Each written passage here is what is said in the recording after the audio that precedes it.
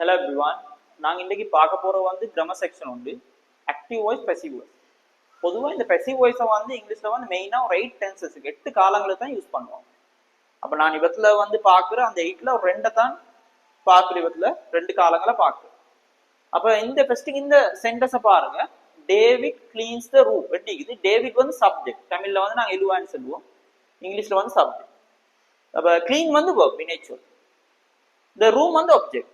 இப்ப இந்த சென்டென்ஸ் நான் தந்திக்க சென்டென்ஸ் வந்து ஃபர்ஸ்ட் சென்டென்ஸ் வந்து ஒரு ஆக்டிவ் சென்டென்ஸ், ஆக்டிவ் வாக்கியம். ஆக்டிவ் வாக்கியம் எப்படி சொல்றேன்னா, இந்த கிளீன் என்ற வேர்ப இந்த வினைச்சொல்ல செய்த ஆள் வந்து இந்த சப்ஜெக்ட் டேவிட். அப்போ பொதுவா வந்து ஒரு சென்டென்ஸ்ல வந்து சப்ஜெக்ட் தான் அந்த செயற்பாடு செய்வாருன்னா அது எங்களுக்கு அந்த சென்டென்ஸ் ஆக்டிவ் சென்டென்ஸ் சொல்லு. அடுத்து வந்து இவத்துல இவர் தான் ஆப்ஜெக்டானு சொல்லி கன்ஃபார்ம் பண்ணி கேட்டா இவ்விடத்துல வந்து எங்களுக்கு ஒரு ஆப்ஜெக்ட் தான் நீக்குது. சம்டைம் ஆப்ஜெக்ட் இல்லாத வேற வேர்ட்ஸ் சொல்லும் சில சென்டென்ஸ் எல்லாம் வரையுது. அப்ப அதுல நாங்க எங்களுக்கு கட்டாயம் ஆப்ஜெக்ட் எதுன்னு சொல்லி பார்த்துக்கணும். ஏன்னா ஆப்ஜெக்ட் இருந்தா தான் எங்களுக்கு பெசிவா மாத்திடணும். அதுக்கு என்ன செய்யுதுன்னா, இந்த வேர்ப்ல வினை சொல்ல 2 கொஸ்டின் வேர்டை போட்டு பார்க்குறேன். வட்டல்ல ஹூ, வட்டனா எந்த, ஹூமண்டா யாரு. இப்ப ஹூமை போட்டு பார்த்தா ஆன்சர் வராது. கிளீனுக்கு சுத்தம் செய்தன்னு சொல்லி யாரைன்னு சொல்லி நான் வராது. வட்டை போட்டு பார்த்தா எந்த கிளீன் பண்ணுங்க இந்த ரூம். அப்ப வட்டுக்கு ஆன்சர் வருது. ஹூம் அல்ல வட்டுக்கு ஆன்சர் வந்ததுன்னா அவர் தான் ஆப்ஜெக்ட். இப்ப கன்ஃபார்மிங் இவர் தான் ஆப்ஜெக்ட். அந்த ஃபர்ஸ்ட்டுக்கு இப்போ நான் பெசிவா மாத்திட்டு பார்ப்போம். பெசிவா மாத்துல ஃபர்ஸ்ட்டுக்கு என்ன ஆகுதுன்னா இவரை சப்ஜெக்டா மாத்து, ஆப்ஜெக்டை சப்ஜெக்டா மாத்து. இந்த ரூம் முன்னே கொண்டு வந்து ஃபர்ஸ்ட்டுக்கு கொண்டு வந்து சப்ஜெக்டா மாத்தி. அதுக்கு போறோம் நான் சென்ன இப்போ நான் 2 டென்ஸை தான் பார்த்தோம். சப்ஜெக்டோட V1 வந்தா அது சிம்பிள் ப்ரெசன்ட் டென்ஸ், சப்ஜெக்டோட V2 வந்தா சிம்பிள் பாஸ்ட் டென்ஸ். அப்ப நாங்க இவத்துல சிம்பிள் ப்ரெசன்ட் டென்ஸை மாத்த போறோம். சப்ஜெக்டோட V1 வந்தா எங்களுக்கு இந்த இந்த சப்ஜெக்ட் போறவும் ஒரு பி வெர்ப் தேவை. இதுக்கு தெரியும் நான் பி வெர்ப் சொல்லி ஏமிசா ஓசோ இது வந்து பி வெர்ப்ஸ். இதுல V1 ஆயிட்டா ஏமிசா மூணால ஒரு ஆள் ஒன்று, V2 வந்தா ஓசோ ஒன்று.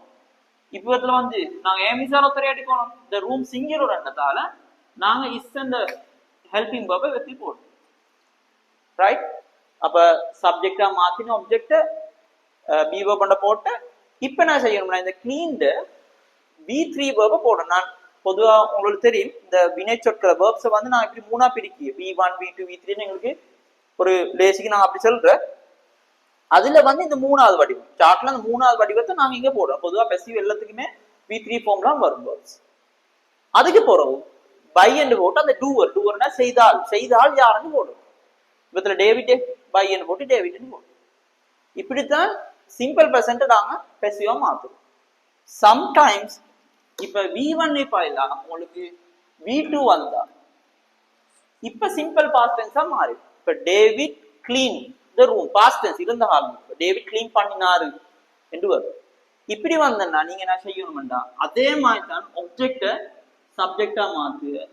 உங்களுக்கு ஏமிஸா யூஸ் பண்ணேலாம் நீங்க பாய்க்கணும் V2 என்றதால இவரால வேர்ப் வந்ததால ஸ்டார்ட்ல 2ஆவது வேர்பே வந்து இங்க வந்தீங்க 2ஆம் வேர்ப் அவரை வந்ததால ஓசன வேர்ப் தான் தேவை எங்களுக்கு. இப்ப ரூம் சிங்குலர் என்றதா உரிமை என்றதால நாங்க என்ன செய்யுதுண்டா ஓசன்ட அந்த ஹெல்பிங் வேர்பை இவடுத்து நாங்க போடுவோம். அப்ப the room was clean. அதே மாதிரி தான் இதுட V2 V3 ரெண்டும் சேம். கிளீன்ட V2 V3 ரெண்டும் சேம். அதால கிளீன் தான் வரும்.